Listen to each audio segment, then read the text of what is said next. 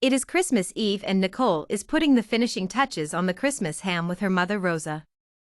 End quote. It looks like Dad's family recipe has done it again. It looks beautiful. He would be so proud of us, end quote, Nicole says. Rosa sighs and looks out the kitchen window, end quote, I know. It is still hard for me to believe your father has been gone for 3 years now. But the ham looks delicious, and I know he would not mind if I just cut the tiniest slice off the end here, end quote. Nicole gives her mother a side eye. Rosa grabs a knife off the marble countertop and slices through the perfectly maple-glazed crusted ham and winks. End quote, you know, just to make sure it's not poisoned, end quote. As Nicole begins to protest, Rosa reaches over and puts a thin slice into her daughter's mouth. Nicole moans in ecstasy and licks her lips. End quote, Dad would be so proud of us. Mom, this tastes even better than last year's ham. This little piggy is a true masterpiece, end quote. Just then Kelly, Nicole's wife, and Dan, their 7-year-old son walk into the kitchen. Hi Grandma.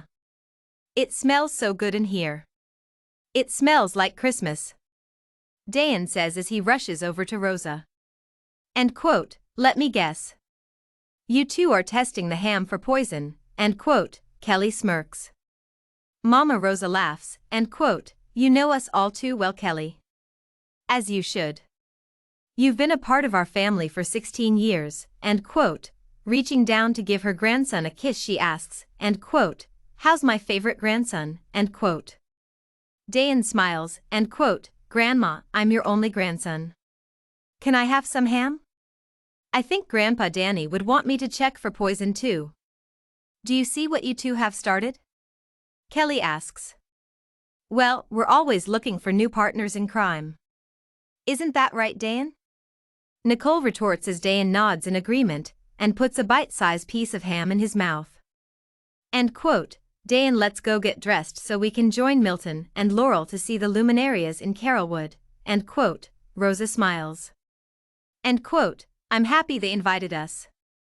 I never would have thought that an elderly white couple would be so open-minded and invite their non-traditional neighbors, end quote, Kelly says.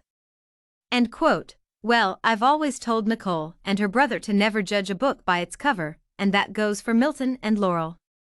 Now, let me help my only and favorite grandson get dressed so we can head next door. Laurel says Milton will drive us since he knows the streets with the best luminarias displays, end quote. Rosa grabs Dan's hand and heads upstairs. End quote, of course, the male breeder wants to drive. They always have to be in control, end quote. Kelly sneers and shoves a piece of ham into her mouth. End quote, hey, be nice. You heard what my mom said. Never judge a book by its cover. Besides, they wouldn't have invited us if they had a problem with us, end quote. Putting her arm around Kelly, Nicole gives her a light kiss on the cheek. End quote, you're right of course.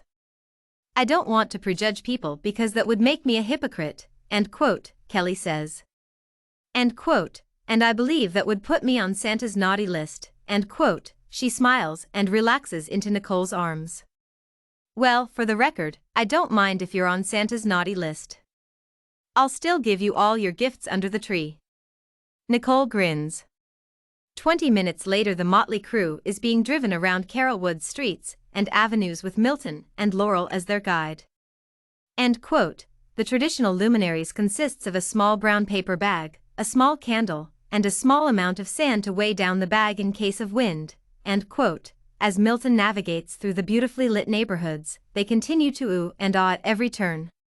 Although the people in our neighborhood have come and gone and changed over the years, the tradition of the luminaries perseveres. An hour later, Milton pulls the van into the driveway. End quote, so, who wants hot chocolate and warm donuts, end quote. End quote, I do. I do, end quote, screams Dan. End quote, for the past 30 years me and Milton always follow our luminaries ride with hot chocolate and warm donuts, end quote.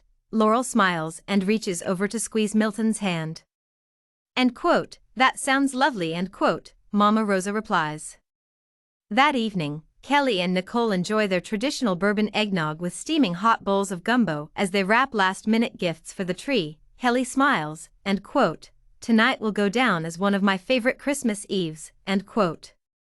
End quote. "Oh really?" End quote. Nicole takes another sip of her eggnog and places another piece of tape on a gift with sparkly green wrapping paper.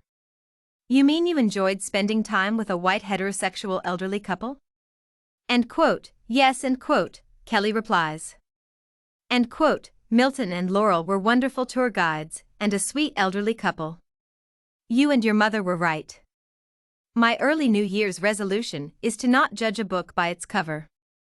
I hope to one day be as loving and caring as they are," end quote.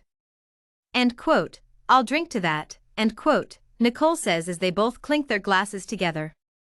Meanwhile, next door, Milton and Laurel are also sharing a Christmas Eve drink, a glass of Pinot Grigio along with small bowls of warm pasta carbonara.